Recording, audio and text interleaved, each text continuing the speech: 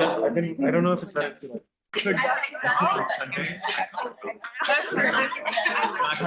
Oh, that's why they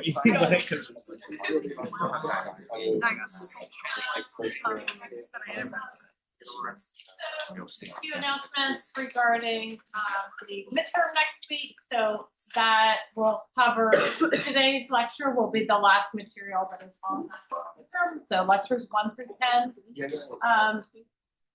Later today, I will post more instructions about the exam, including the recordings, if you want to see any class recordings. And I will also post some practice questions from previous tests so that you can see how we formatted questions in the past. It's not a complete test. The test is going to be 30 multiple choice questions. And it is taken on the lockdown browser on either your iPad or laptop in class. It's only accessible in class. I will have a code that we give you when you come to class. You have to enter as a question. So in order to make sure your computers are set up to use that software, quizzes 11 and 12 require the browsers to take, just so that you make sure there are no technical issues before you come in for the test.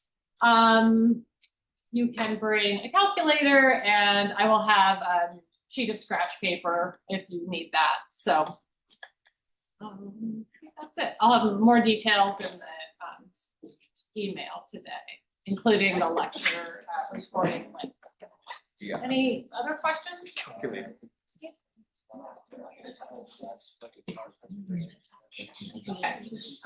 So we are continuing talking about enzymes today and how they facilitate formation of the transition state so that that makes the energy level of those easier to achieve. So we'll talk about what is going on in the active site that might stabilize a transition state and give it sort of a lower free energy. And these are some general ways in which enzymes do that, using the side chains of the amino acids in the active site, or potentially even the backbone atoms if you're needing to form hydrogen bonds or what have you. So this is an example. We'll actually see a reaction that creates this transition state in one of our reactions today. It forms this, it's called tetrahedral oxyanion.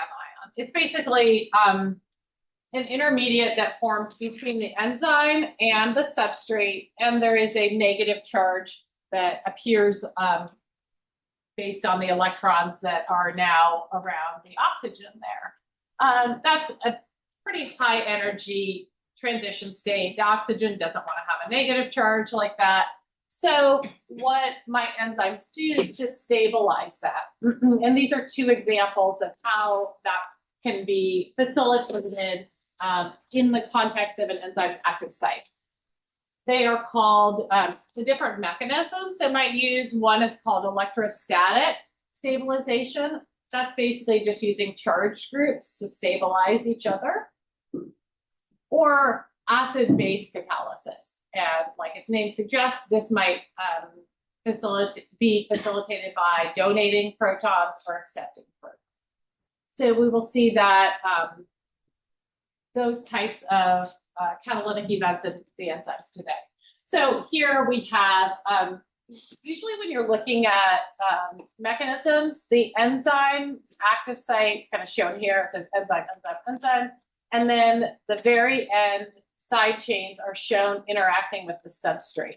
So if we're looking at this and we are seeing these end groups, what are these three potential amino acids there based on their side groups?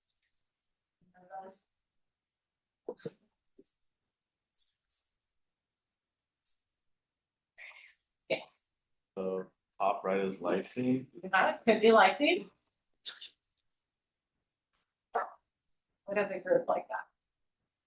Okay. Glutamic acid. Glutamic acid could be. And what about this one? That would be. Serine. Could be serine. Yeah. So familiarizing yourself with those side chains. In this case, lysine or arginine has that end group, and it could stabilize the negative charge on that oxygen because of its positive charge. Okay, so it stabilizes that. We could also see something like this where we have side chains functioning as acid-base catalysts. What is this side chain? Histidine. So that is we often see that as an acid-base catalyst. Histidine can protonate or deprotonate right around physiological pH, so it can exist in both forms.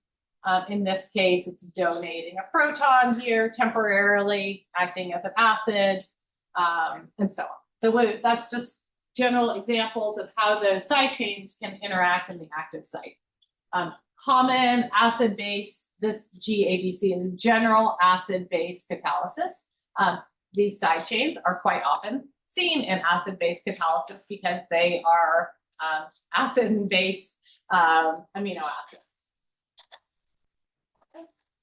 Questions on that? All right, so we are going to get into a couple of different enzymes so that we can actually see this in action.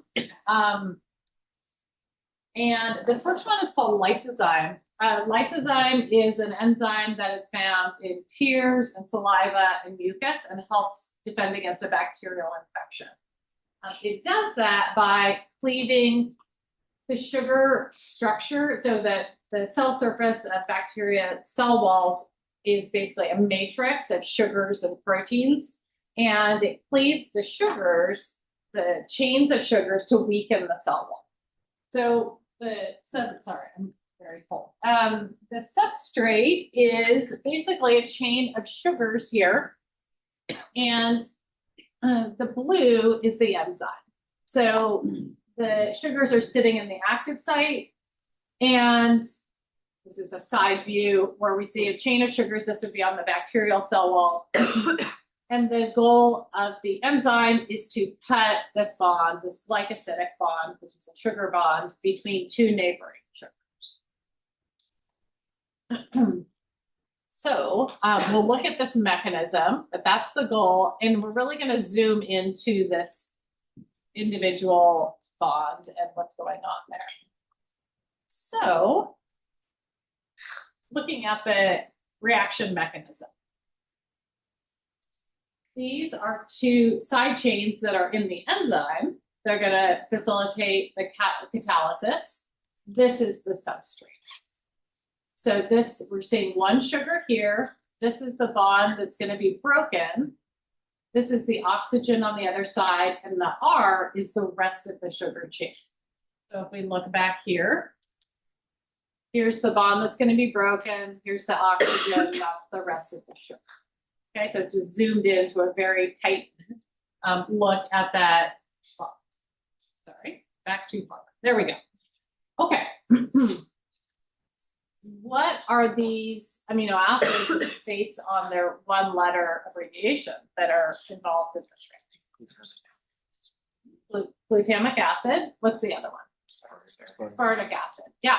So those are the numbers there are the actual number in the primary sequence that they are in the whole enzyme. So the glutamic acid is the 35th amino acid of lysozyme, and aspartate is the 52nd.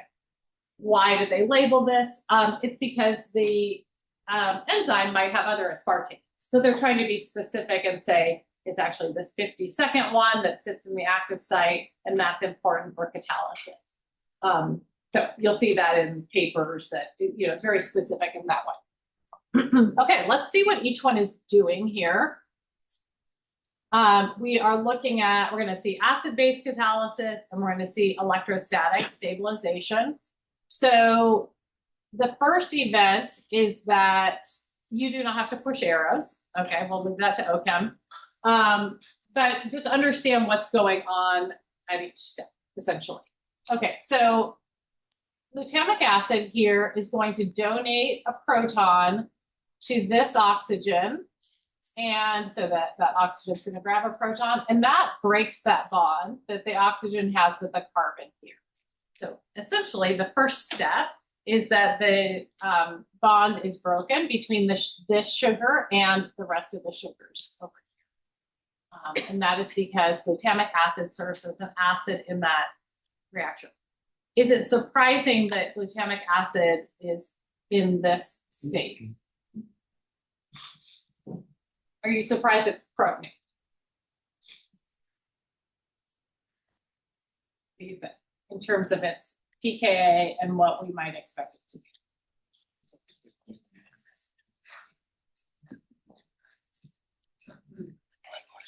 I would think it's surprising. What is its pKa normally? Yeah, it's about 4.2, right? It's around 4. So we might be a little surprised that it's protonated in this state, and we'll get to that in a minute. So it is protonated, and it is donating a proton. So what is it acting as right now? It's acting as an acid. Okay, and the first step, the bond is broken. We've broken that sugar chain. Great, okay. So the rest, this ROH leaves the active site. That is the remaining sugars here, and that oxygen is now bound to this hydrogen. It's left the active site. Okay, but we're left with this sugar that's in sort of this strange conformation, which is essentially a transition state. We have to, the enzyme has to put this in a more stable structure. It also has to reset the enzyme to its original state. So this glutamic acid donated a proton. It has to be reset to its original state so it can catalyze a reaction again. All right, so like in a lot of reactions that are hydrolysis reactions where you're breaking a bond, it requires water. We always see that in the reaction mechanism, you know, the equation plus water. Well, here water comes in. So water comes in and the glutamic acid grabs a proton from water. So it's acting as a base. So it gets reprotonated. The hydroxyl group goes to make a bond with the carbon here and puts the oxygen back on that carbon of that sugar. So it's happy in that form. Additionally, in this transition state form, there is a positive charge on the oxygen here that is stabilized by this aspartate nearby until the water forms a bond. So that is, if we're stabilizing with a charge-charge interaction, what might we call that? Yeah, electrostatic stabilization. So that's what the aspartate is essentially doing in the active site there. So glutamic acid is serving as an acid, then a base, and we've reset the enzyme in the final form, and the rest of the sugar chain would be in a stable structure and would also leave the active site at the end. This is the same thing that we just saw. It's just kind of looking at it from a structural view where the glutamic acid is and the aspartate in the active site. Same idea. Okay, questions on any of those steps and what the side chains are doing? Yeah. Sorry, could you reiterate why the carboxylate group was protonated? I will. I'm going to do it in the next slide. Okay. Yes. Yeah, so why is this going on? Why is glutamic acid an acid? Why does it have a proton here? So this is one of those circumstances where the pKa of a side chain is much different in this particular protein than we expect it to be. So glutamate 35 has a pKa of 6.2. So way higher than we expect it to be. And what's important to know about lysozyme is the bodily fluids it's in are more acidic than just typical physiological pH. So they're around pH 5. Tears and saliva and mucus is a little more acidic. It hovers at around pH 5. So lysozyme's maximal activity is at pH 5. And that is because the glutamic acid pKa is 6. And so it's protonated at pH 5. So that's the the unique circumstance of this enzyme. So if we look at activity of this enzyme, it's maximal around pH 5. Why, if this enzyme was actually operating at pH 7, if it was at pH 7, why does it have such low activity?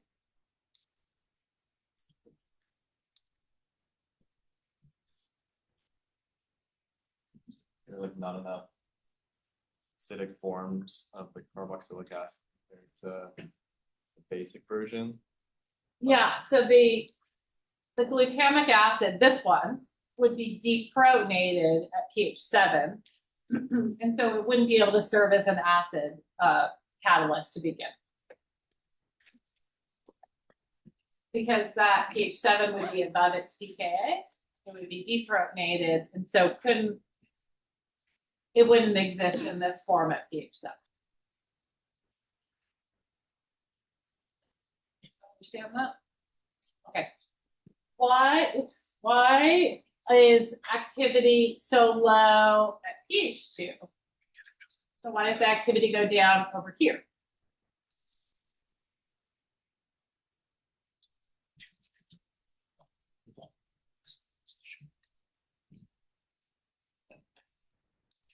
Glutamate would be protonated.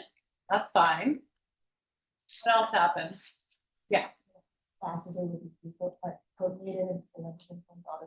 Yeah, exactly. So now the aspartate gets protonated, and so it can't serve as a stabilizer of this intermediate structure. It would be protonated and have a neutral charge down at pH 2, because at that point we're below its pKa. So it's in this range where in this enzyme, the aspartate is deprotonated as it is required to be, and the glutamate 35 is protonated as it's supposed to. Okay, so that's an unusual circumstance for what we expect from glutamic.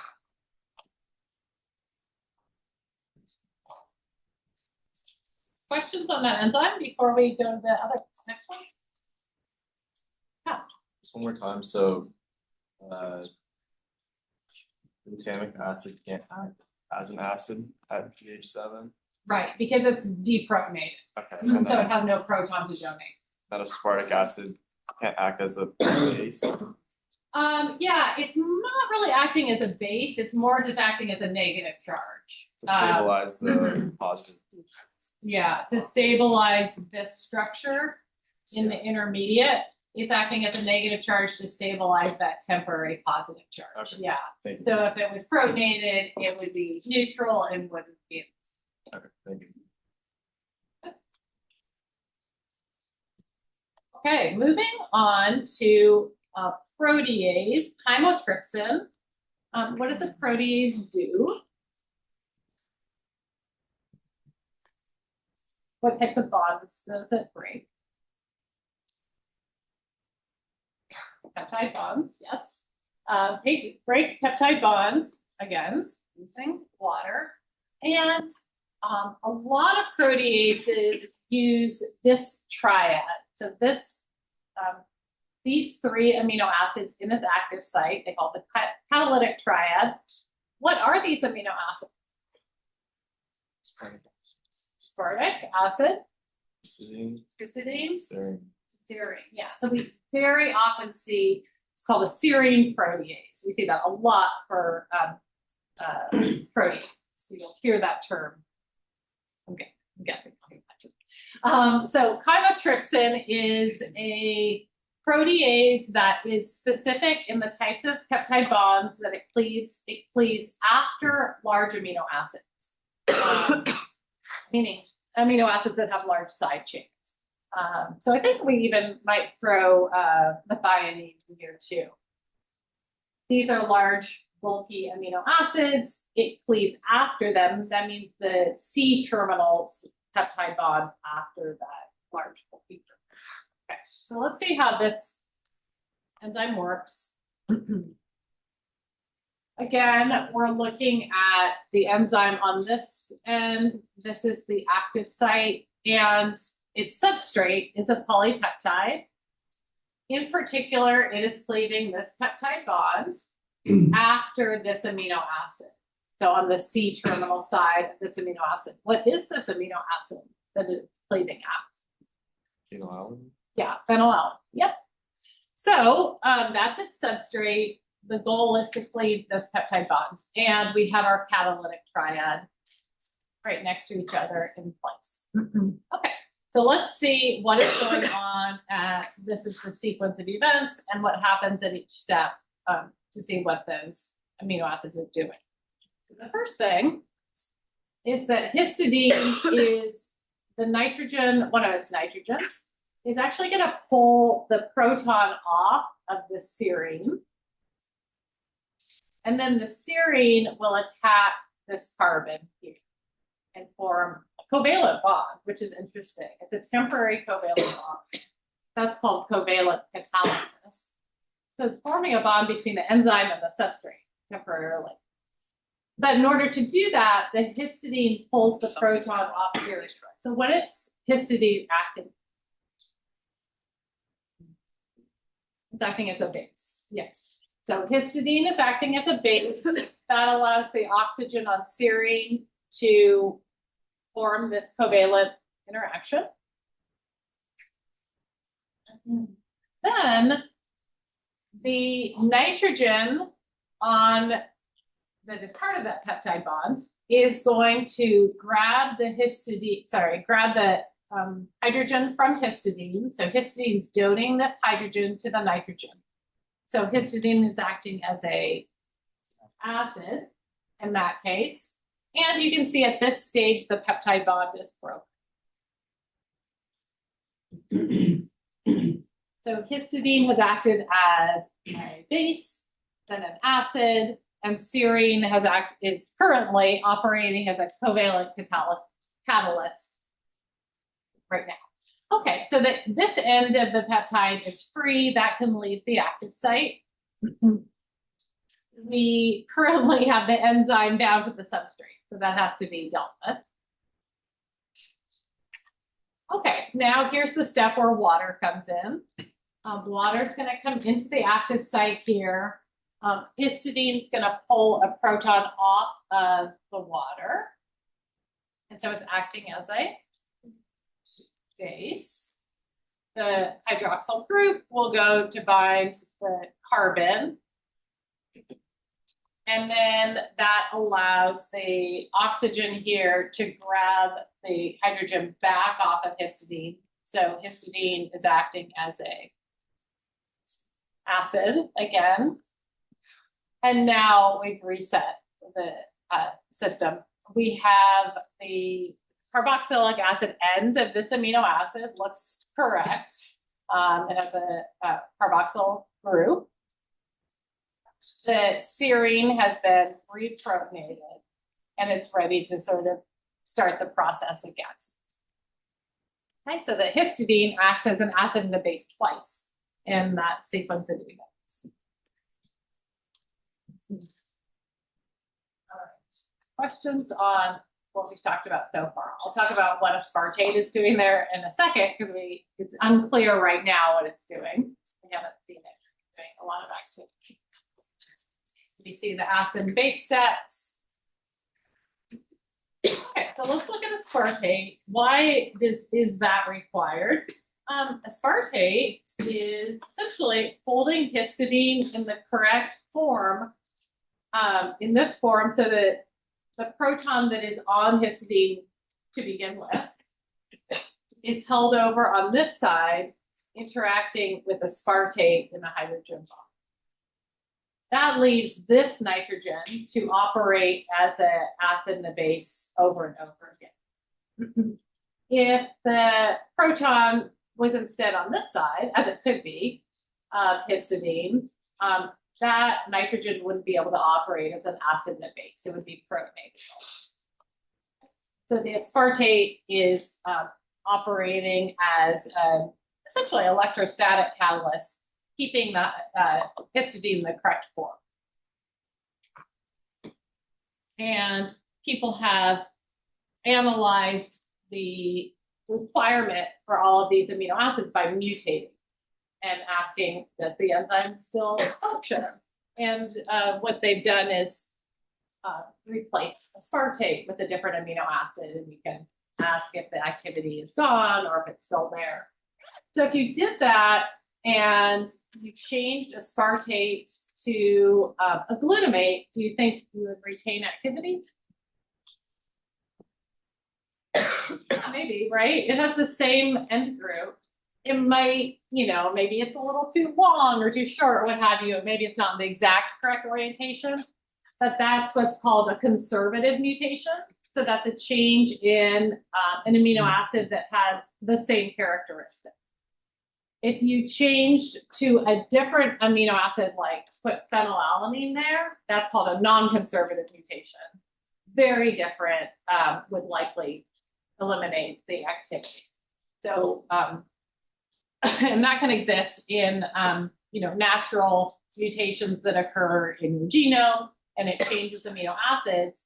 Amino acid changes that result in the same type of amino acid are tolerated better than those that wildly change the amino acid, especially if you're talking about something like an active site. Okay. The last thing with this enzyme that is also happening at this during all of these steps is we form, we looked at this at the very first slide, this tetrahedral anion group, where it's basically, we have, I'll show it here. At a couple steps here, we have an oxygen that in the transition state has a negative charge on it. It actually happens twice, here and here. That negative charge, which is not a favorable state, is stabilized by this oxyanion pole. So we just kind of look at closely here, when that transition state forms, it flips this group up into this part of the enzyme. It stabilizes that negative charge with some hydrogen bonding on amino acids that are sitting. Okay, so that's sort of an electrostatic stabilization of that unfavorable form that oxygen has to adopt during these enzymatic steps. Okay, so that's another aspect of the stabilization during the acid-base catalysis and the covalent.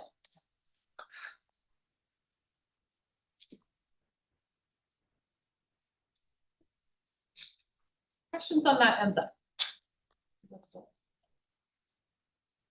So, like I said, you don't have to be able to draw these arrows or anything like that, obviously, but know what the active site enzymes or active site side chains are doing to facilitate the process. And then a quick look at cofactors that can participate in enzymatic reactions. We'll see these in many of our enzymes going forward. So some enzymes require a cofactor. So this is another addition to an enzyme. It can be, cofactors can be metals, so metal ions, or they can be coenzymes, which tend to be larger groups that sit in the active site and maybe participate in the reaction steps. We see this a lot with oxidation reduction reaction and coenzymes like NAD. That would be sitting in the active site as an electron acceptor or donor. So just in terms of the terms, if an enzyme does require a cofactor, before it binds it, it's called an apoenzyme. And once it binds its cofactor, it's a holoenzyme, and then it's in its functional form. Not all enzymes have this, but some do require this. This is a table of coenzymes, many of which we will see. And you can see lots of them are derived from B vitamins. So B vitamins produce a lot of the coenzymes that are enzymes. And then coenzymes can be weakly bound, meaning the coenzyme potentially leaves the active site after the reaction, or some of them are permanently there, and they're called prosthetic. So they're essentially always active So this is a look at NAD plus. NAD would be a coenzyme in an oxidation reduction reaction. This is what the whole structure looks like. Whole name is nicotinamide adenine dinucleotide. You do not need to know this structure. But what you can see here is this is the end that is the potential acceptor of electrons or donor. In this form right now, it's oxidized and it can accept what's called a hydride ion. So it has 2 electrons and a proton, and it ends up in its reduced form as NADH. So if it's in an oxidation reduction like this, let's say ethanol is being oxidized and NAD is being reduced. Ethanol will lose two electrons and 2 protons. 2 electrons and 1 proton go on to NAD, making NADH. The other proton is sort of exists elsewhere. It might be on a water, it might be on the enzyme itself. But you always see reduction reactions involving NAD plus and NADH looking like this, where NAD plus is reduced to NADH and then an extra protein. Okay, so that's a very common coenzyme we will see, but there will be others as well that will come into play during metabolism. Okay, questions thus far? All right, let's go ahead and do the problem set.